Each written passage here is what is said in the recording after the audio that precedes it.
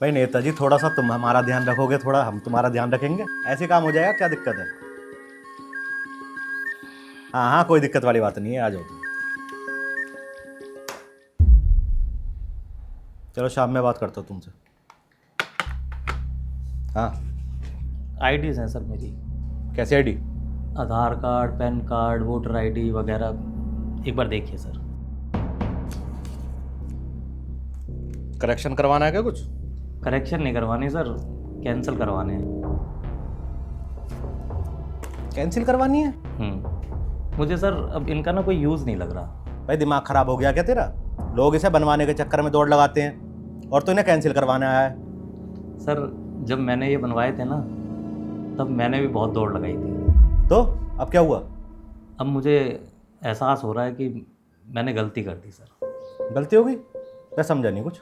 Sir जब मैं पैदा हुआ तो बर्थ सर्टिफिकेट बनवाने के लिए मेरे घर वाले परेशान थे। फिर जब वोट देने लायक हुआ तो वोटर आईडी बनवाने के लिए मैं परेशान। बैंक में खाता खुलवाना था तो पैन कार्ड बनवाने के लिए परेशान। और जब सर आधार कार्ड बन रहे थे तो आधार कार्ड भी बनवाया मैंने। भाई साहब, ये तो हर कोई बनवाता है, तुम नए थोड़ी हो। आप मेरी बात समझे नहीं सर।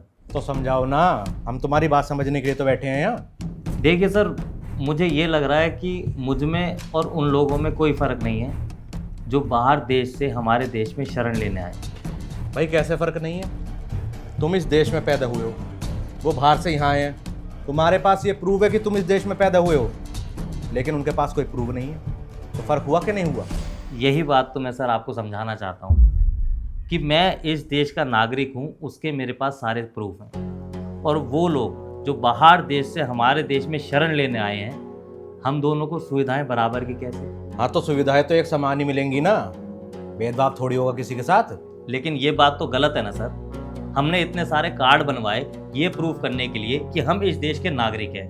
उन्होंने जैसे तैसे हमारे देश में शरण ली, वो और हम बराबर कैसे? देखो भाई साहब, तुम अपनी जगह ठीक हो, लेकिन अगर सरकार किसी के साथ भेदभाव करेगी, देश की नाक नहीं कट जाएगी।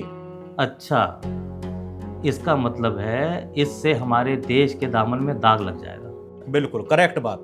तो सर बाकी चीज़ों से भी तो हमारे देश की छवि खराब होनी चाहिए दुनिया में। कई चीजें मतलब? जैसे सर हमारे देश में छोटी छोटी बच्चियों के साथ दुष्कर्म होता है, उससे हमारे देश की छवि खराब नहीं होती होगी दुनिया में? भाई साहब बात ऐसी है, जब से इंटरनेट सस्ता हो गया है ना, हर हाथ में तो आ गए मोबाइल।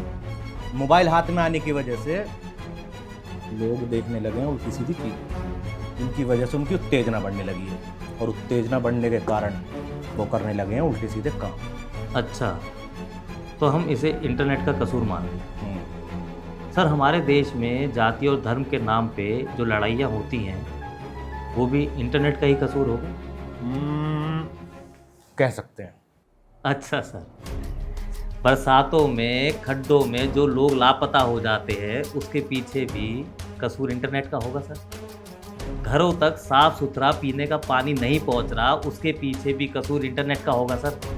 और जो इतने सालों से हमारी देश की सड़कें बदहाल हैं, उसके पीछे भी कारण इंटरनेट ही होगा सर, है ना? खड़ो। क्यों सर? खड़ा हो, तेरे लेक्चर सुनने की नौकरी नहीं कर रहा यहाँ मैं।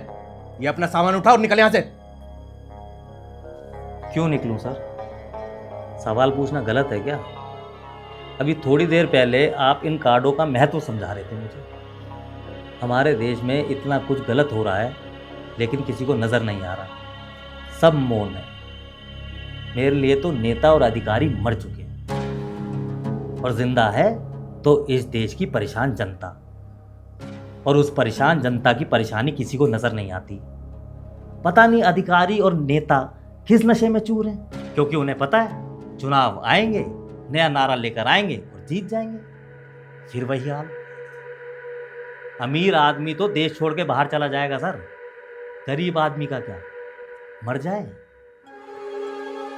जागिए सर, और अपने प्रशासन को भी जगाइए, क्योंकि जिस दिन एक आम जनता ने क्रांति की मशाल अपने हाथ में ले ली ना, तो नेता, अधिकारी और मंत्रियों को भागने की जगह नहीं मिलेगी, वक्त नहीं मिलेगा। याद रखिएगा। नमस्कार।